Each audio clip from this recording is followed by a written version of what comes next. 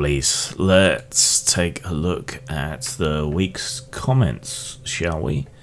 I put up the first of my reviews of Jim Radji's new stuff for Lamentations of the Flame Princess today, and I started with Fecal Lands, and yeah, that's cost me 2 subscribers from the looks of it. But I did review it, and for the next 10 days or so, there will be more reviews of other new Lamentation stuff. So if you liked that shit, wait till you see the new shit. Yeah, I think it's a very particular group that will appeal to. BC18651, hell of a nickname then, on the OGGM's commentary on importance of pets, says, oh, all of this is nonsense. He keeps pets because they're his familiars. Well, you know, pets can be more than one thing at the same time, you know. Mine are familiars, writing buddies, sources of entertainment, bed warmers, yeah, all that great stuff, and familiars, obviously, being a sorcerer of great power, as I am.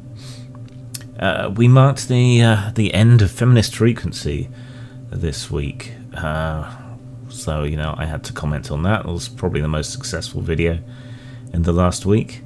Buck3DX says, I can hear Mr. Metica cackling incessantly. Well, the cancer may have put a stop to that, but yeah, I'm sure plenty of people are enjoying the Schadenfreude as Feminist Frequency goes under. The Anna Kersner on her channel, she was quite sanguine about the whole thing, and fairly generous, I thought, but it's hard for me to muster up any sympathy for someone who was obviously grifting, but still did so much damage. I talked about the trouble with story games this week on a video, because I got some expected pushback when I was talking about Fiasco and the story games in general, and the problem with them in that they're not really role-playing games, right? And I don't say that to be arrogant or dismissive or anything, but because you don't play a role in many of them. Yeah, that's my complaint about Apocalypse World as well. You play at a meta level, a cooperative story game, rather than really inhabiting and acting as the character. And the same thing is true of Fiasco. But yeah, I got some pushback on that, expected. So I tried to explain my point more thoroughly. I don't know if it went across. Anyway, Judd Goswick says, if you don't like story games, you really will not like solo journaling games. They're story games for people who've chased off anyone willing to play RPGs and even story games with them. Yeah, solo games, I think you hit on something there. I do have the same sort of species of problem with solo games in that, you know, I also write fiction as well as writing games, and if I want that particular itch scratched, I will write a story or edit a story or, you know, sketch out a story, work on a story in some way. So story games feel almost like work, and solo games feel almost like work, and they don't give me what I want from role-playing games. You know, the unexpected, the challenge, the inhabiting of character that you don't get when you're engaging with the game on a meta level. And I would rather GM, frankly. More on the Kalergi plan, because it's the gift that keeps on giving. A Vagabounder3463 says, it doesn't take a genius to see that something is happening, presumably referring to the alleged goals of the Kalergi plan or something. I mean, something is happening is about the most generic statement that you can make. Obviously, something is happening. Something is always happening. But what something is happening? And is that something sketched out in this supposed Kalergi plan from Count Coudenhove-Kalergi's book, except there is no plan in it, so what are you even talking about? Send people with better arguments. I had an old comment about the video that I put, well, the comment's not old, but the video's old, about the tribulations of going through the tribunal for disability benefits and so on, which was quite an emotional video because it does really put you through the ringer. DB says, "Oh man, sorry you're going through this. The bureaucracy seems to be designed to encourage attrition, although I think a basic income would be better. Failing that, a simple doctor's note and a means test using tax returns should be more than enough to demonstrate need. I hope it works out for you. If you do get your benefit, then don't feel guilty. You need it. Solidarity, brother. Good luck." Well, I did get it eventually after taking things to tribunal. Something like 80% of people who get refused do get their benefit on tribunal when you're put before an independent body made up of doctors and that who actually know what they're talking about. So if anyone else is having trouble getting any benefits that they're owed, take it as far as you can. I know it's tiring. I know it's difficult. It's hard as a job sometimes, you know, and you're having problems doing things that are challenging. Otherwise, you wouldn't be asking for the benefit.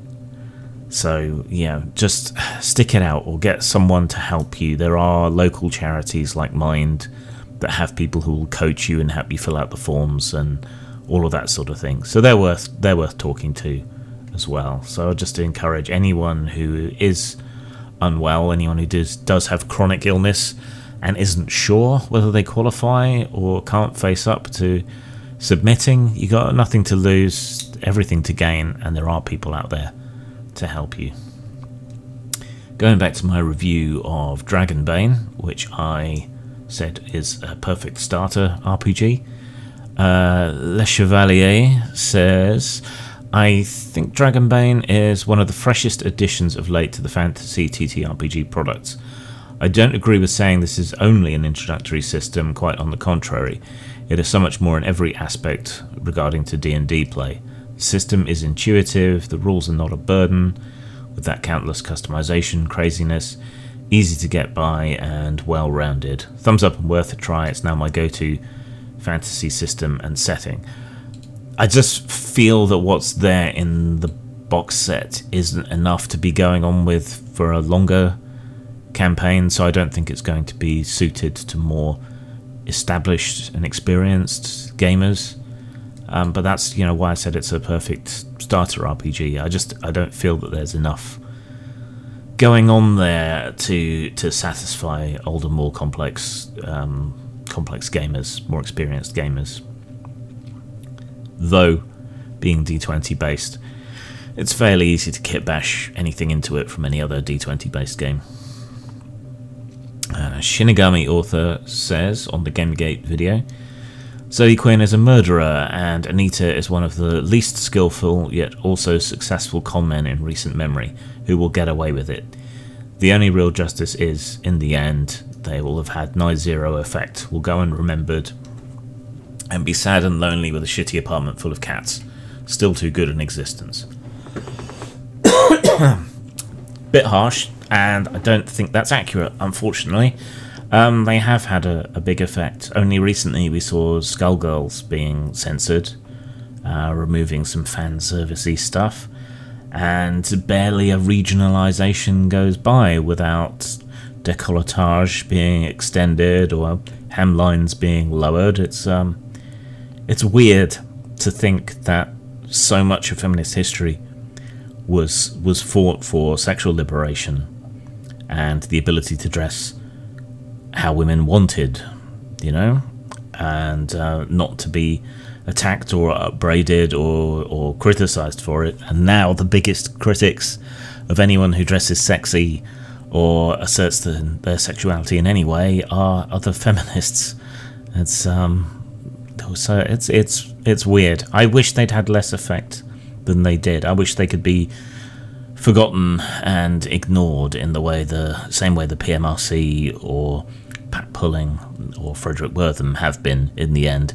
But I think Sarkeesian and her ilk are closer to Wortham because the comics code was a self-adopted code within comics as a result of Wortham's criticism, and Anita's criticism seems to have the industry policing itself for lewdness and other issues, which means we continue to get games that are less themselves and are quite heavily self-censored.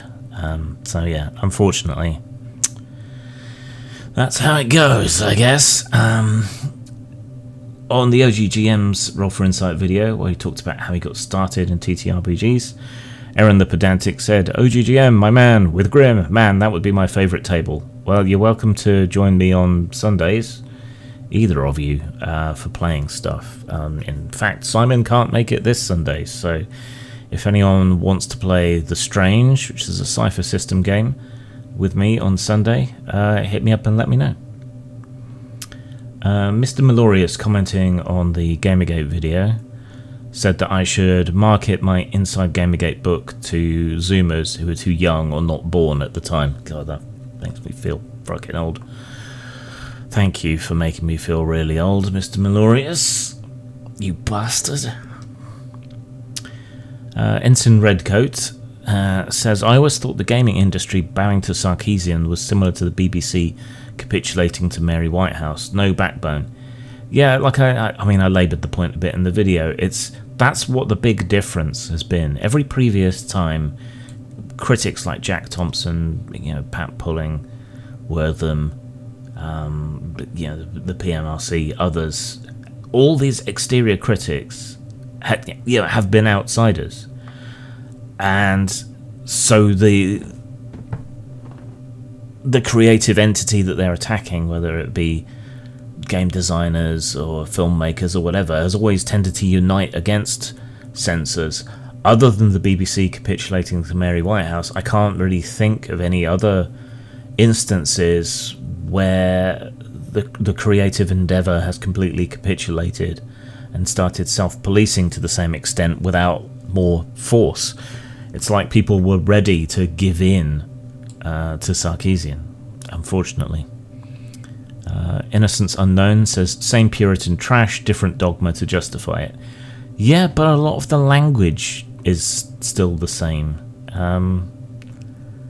Yeah, you analyse it. They take something that they don't like, make up some bullshit to try and make out that that's somehow a societal problem, and then use the basis of that societal problem to try and force change, while retreating and saying, oh, we're just offering critique, when they get challenged on their censoriousness.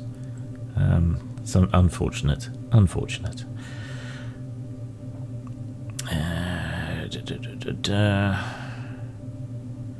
Just scrolling down. There's lots of, oh, this is great, and thanks, Grim. I'm not going to talk over those comments. What's the point? Okay, on my Fiasco review, I did get some pushback privately on that, but and on Twitter, user string of letters and numbers says, the representation thing still gets to me, like I'm a fat sweaty bloke in real life. Why would I want to be one in fantasy as well? I know that I'll be out of breath after a short hike. I cannot for the life of me believe that my obese character can travel and fight for days and retain his stature. 2 weeks of backpacking in the mountains will make anyone thin or dead, that's just a fact. Combat wheelchairs could make sense in systems with limb damage and high magic high-tech settings, but then again, why wouldn't you just fix your legs? The best and most believable scene in James Cameron's Avatar was when the main guy first became the strong, agile alien clone and just ran around for a while, happy as can be. Treating illness as a feature and not a problem is dumb at best and dismissive / patronising at worst. I agree. The scene that I always think of is the one in Strange Days where the guy has lost both his legs, is playing back a brain recording of someone running down the beach, through the water as the waves come lapping in, and he's brought to tears by that because it's something he'll never experience again. Treating disabilities as superpowers or having a character who is disabled in some way but having it make no meaningful impact on the game whatsoever because of magical wheelchairs and things. You know, as someone with disability, albeit an invisible mental disability, yeah, I find it patronising, insulting, horrendous.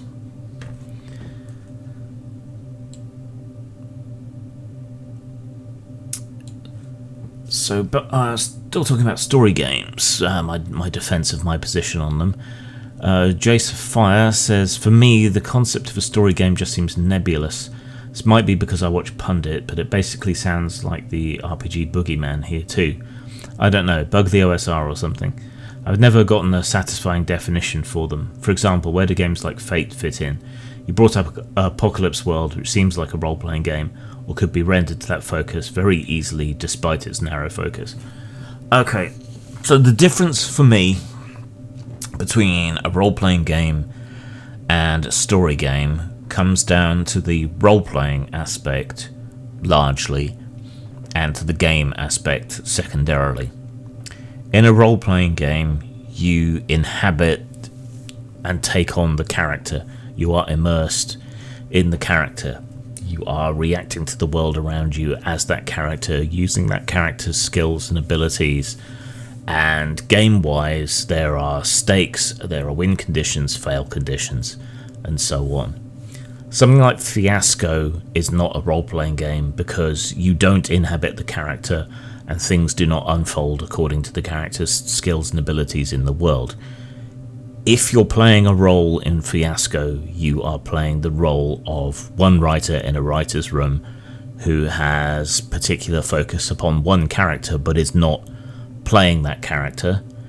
You are playing that writer in that writer's room, and everything is done through negotiation. There are no real rules for conflict resolution, nothing neutral to appeal to, no rules to appeal to solve situations like bang bang, you're dead, no I'm not, I've got a force field, right?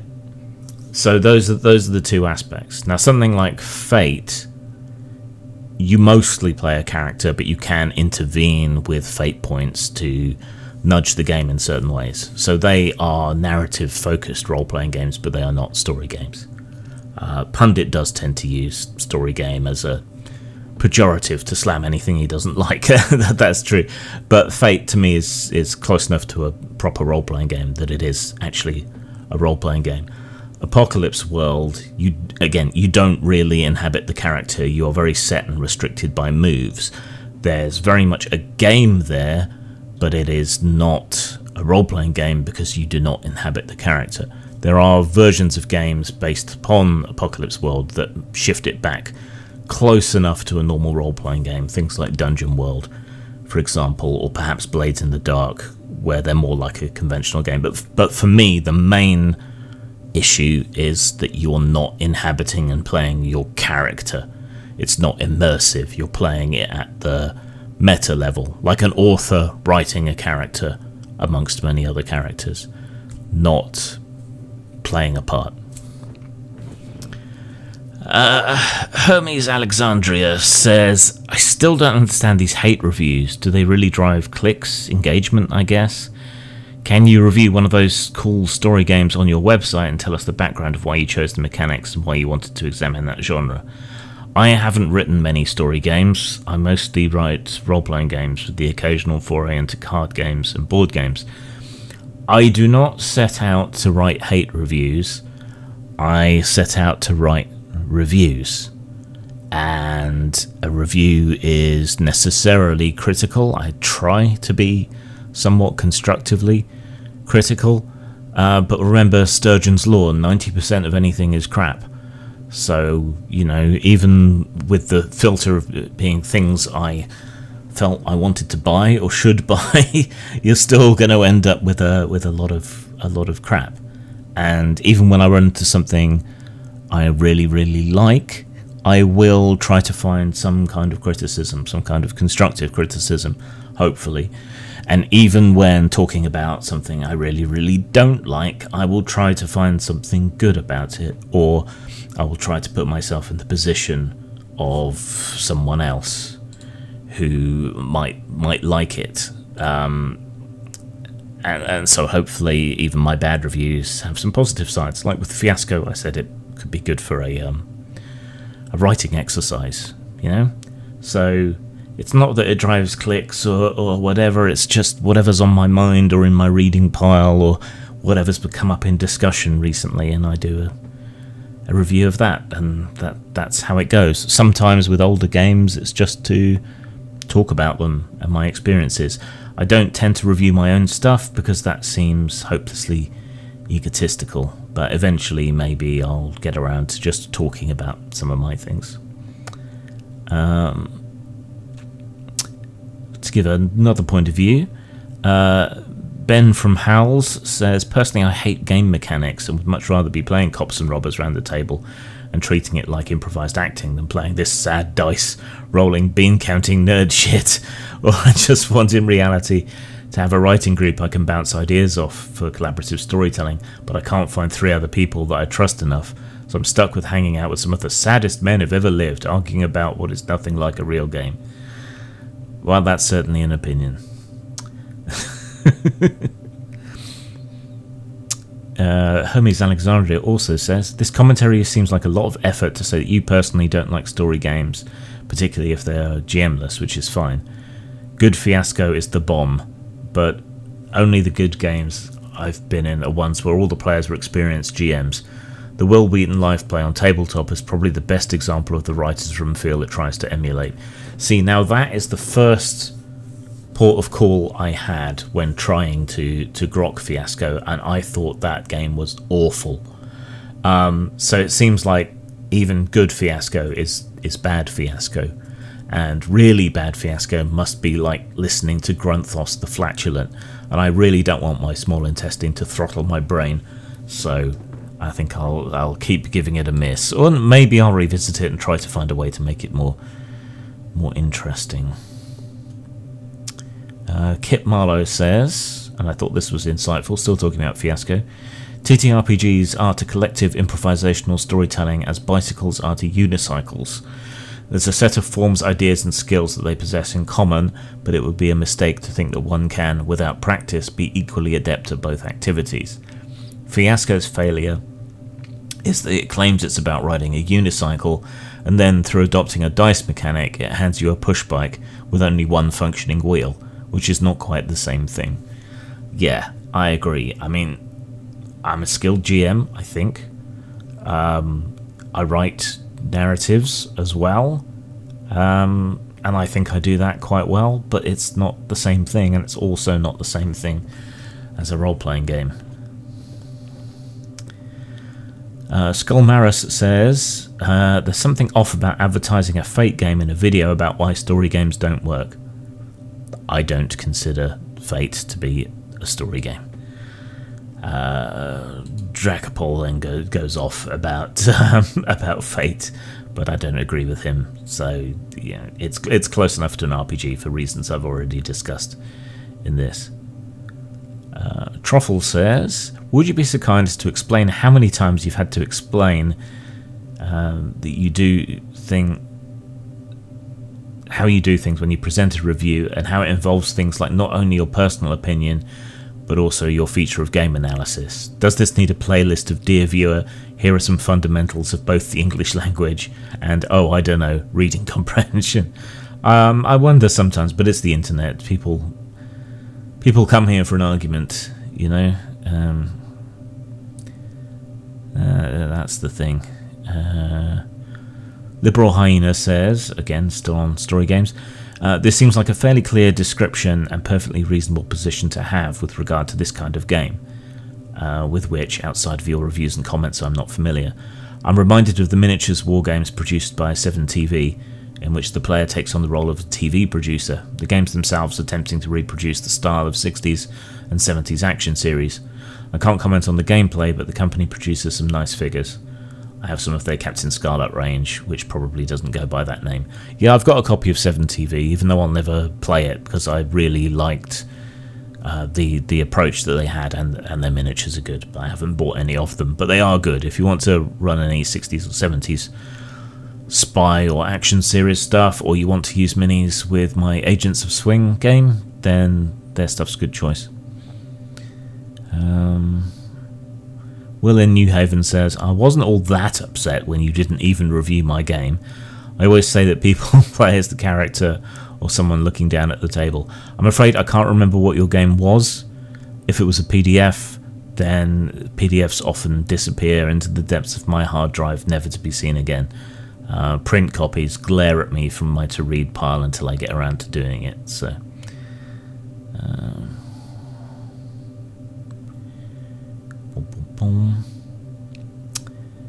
Venus Boys 3 on the Fiasco review says, I like the theme/genre of this game, a sort of Reservoir Dogs situation applied to various setups.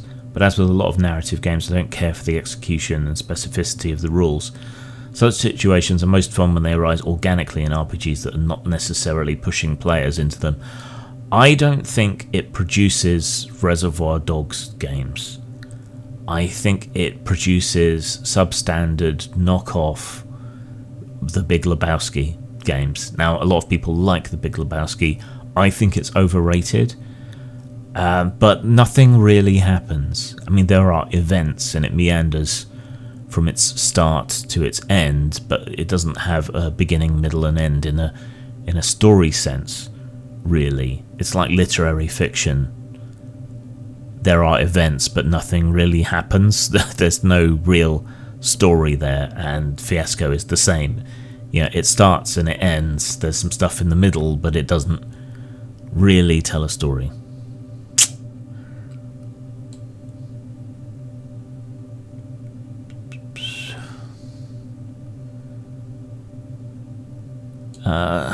Yeah, so most of the pushback that I got was private, but let's go over this one on the Fiasco review. One Simo says, I like Fiasco, but it does take some explaining so players understand they win by having the most funniest, horrible character that meets their end in the most tragic manner.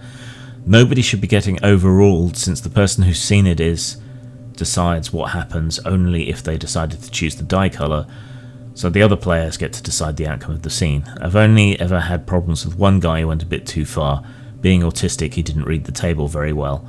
I had to give him my dad look, usually reserved for my kids, and I come on now, he said no, which ended the weird situation quickly. It's an improv game, I know, but I love it. And you're allowed to love it, it's just I don't. As for people getting overruled, in the new boxed edition, that is explicitly part of the rules. They have what amounts to an X card that you can tap. So, and that's open for abuse. And otherwise, everything is negotiated. So if you involve someone else's character or something attached to someone else's character, and they decide to be a stick in the mud and get in your way, there is no method by which you can resolve it. You can't decide the outcome for someone else, even if the dice say you can decide the outcome. Right? That's the problem, I think. There are no neutral arbiters like dice or cards or whatever to look to resolve conflicts like that. It assumes a level of cooperation that doesn't tend to happen in stories. And because you've got more than one writer, you've got more than one person with an idea of how things should go. K-Mike says on Fiasco, it was never a go-to for gaming, but if a player missed a session, this was a fun beer and pretzels game with the right people. Take a drink every time someone gives you a bad die. Well, that might make it more fun, but I don't know that it's a beer and pretzels game either, because of the complexity of the social interactions and negotiations that it creates, and the particulars of the way in which the game has to be set up. So, let's go. I think we've said enough about Fiasco and so on. Now,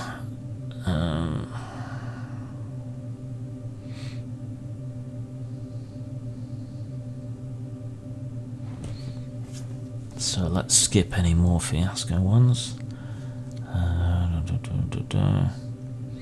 Oh, in my Vason review for the Britain and Ireland supplement, which I was very disappointed in, BF Up commented, I actually have Folklore, Myths and Legends of Britain. It's currently in my brother's attic. It's one of the few books I saved when I had to downsize my life.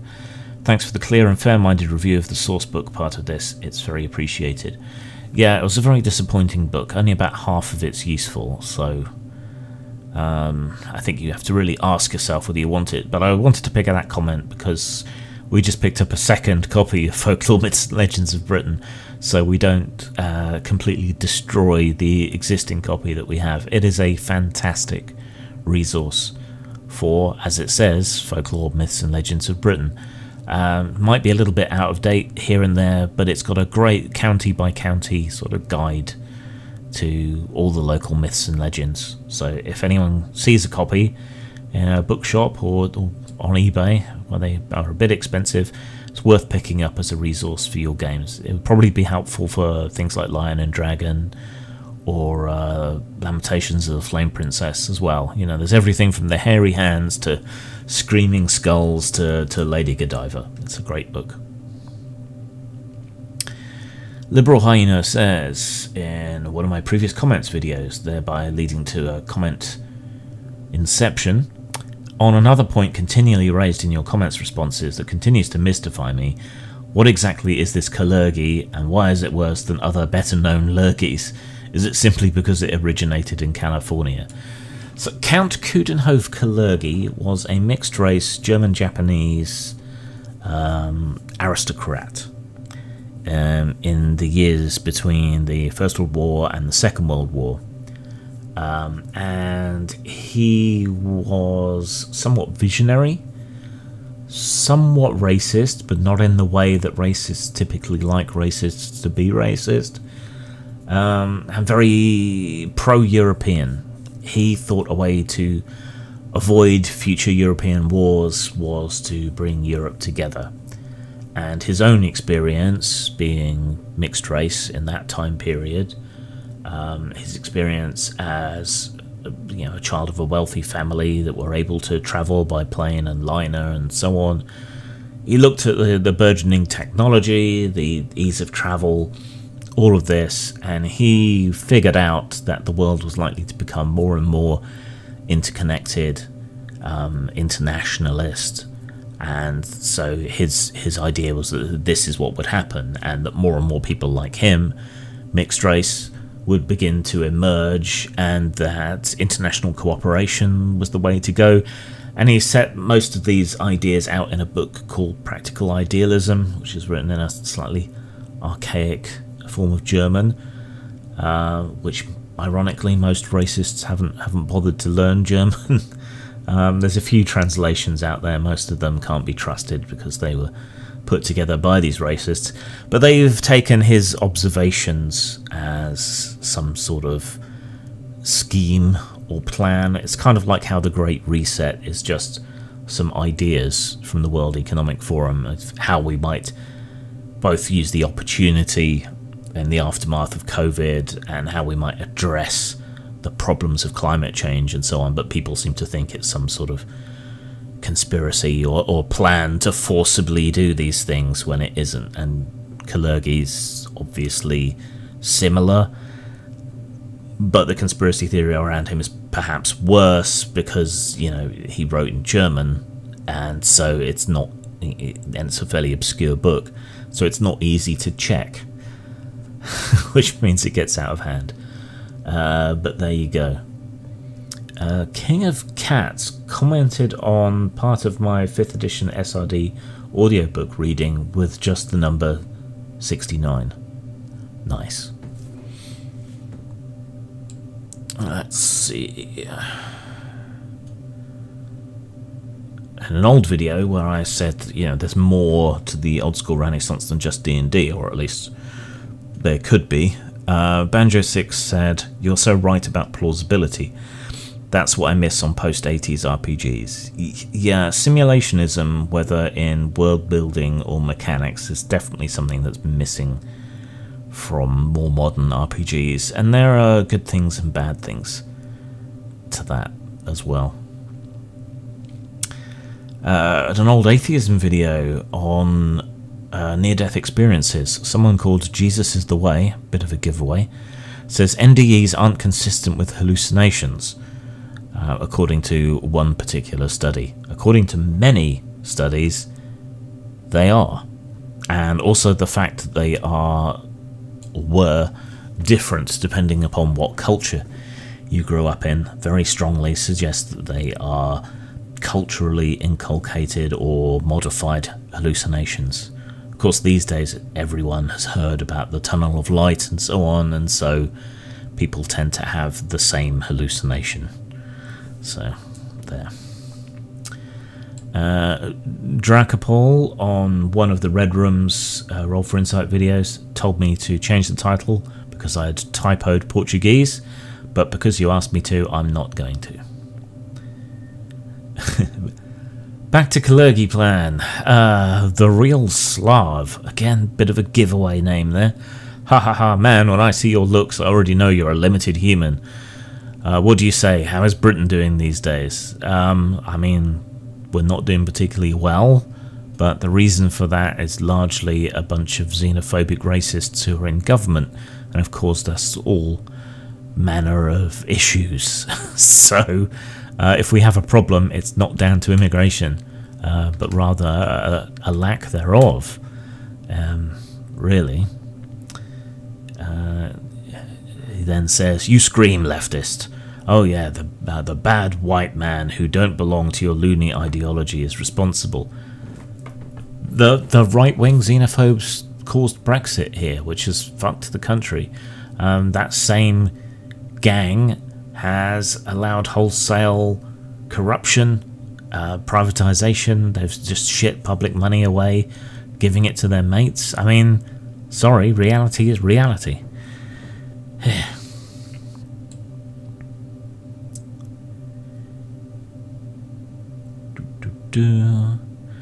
Let's try and avoid comments on the comments videos. I will just type those ones.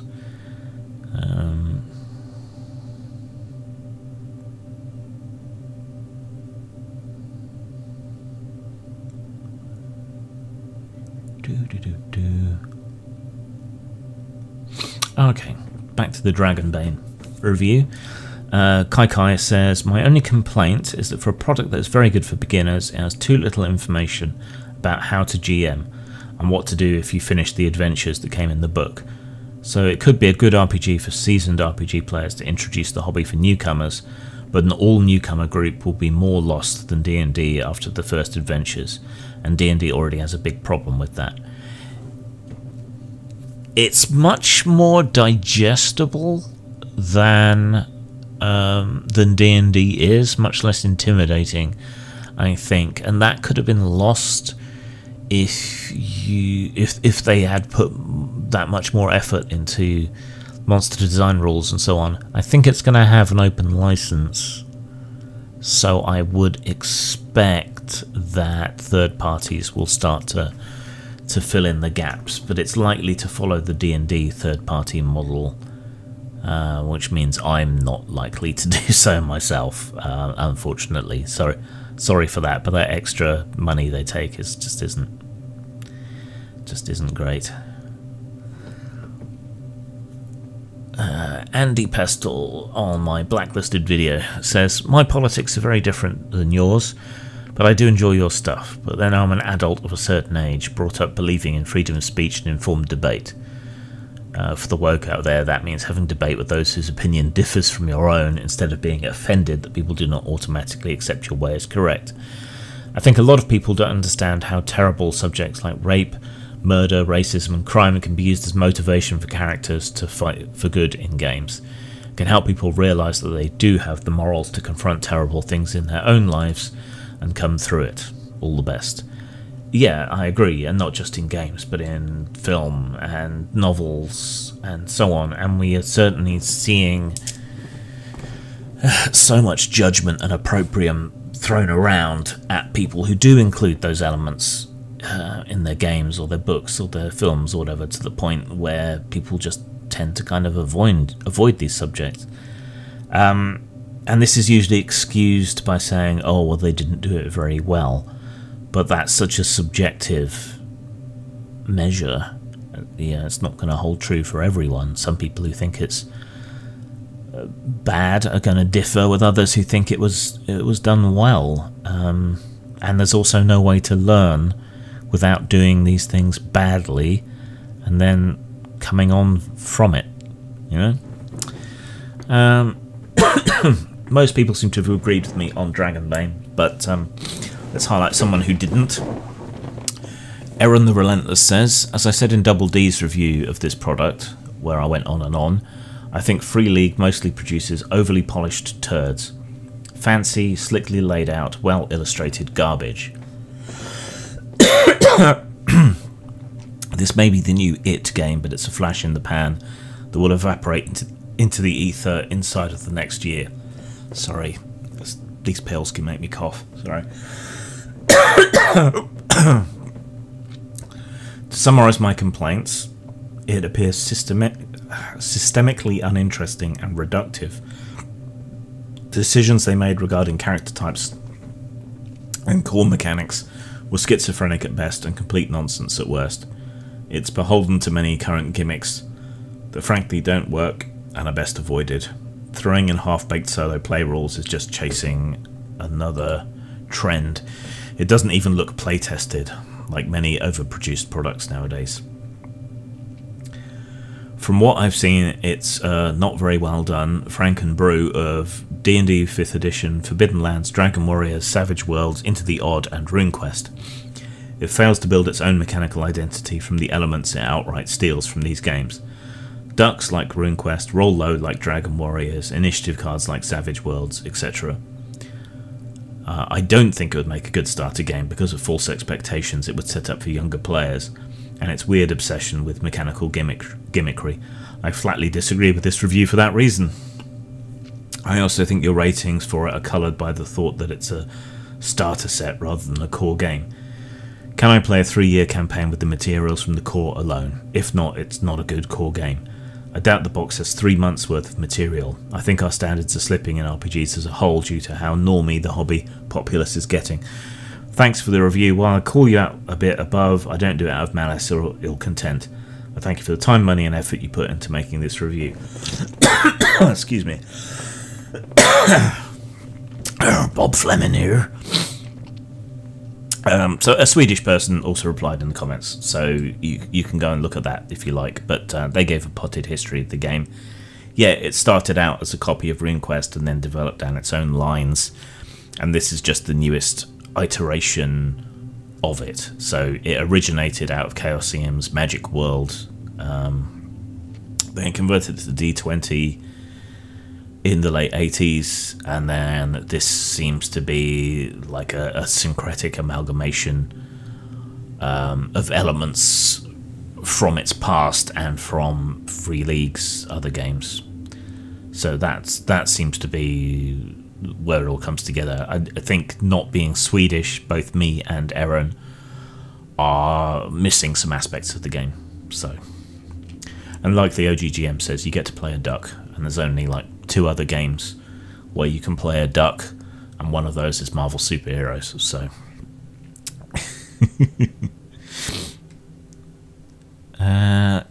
that's it. There's not really anything else there to talk about. So there we go. I will see you next week. Maybe you'll be lucky enough to get a comment read out. See you then. Pulp Nova is a collection of short stories in the old pulp style but with a modern twist. You should find something here you like, from western to mythos horror to science fiction.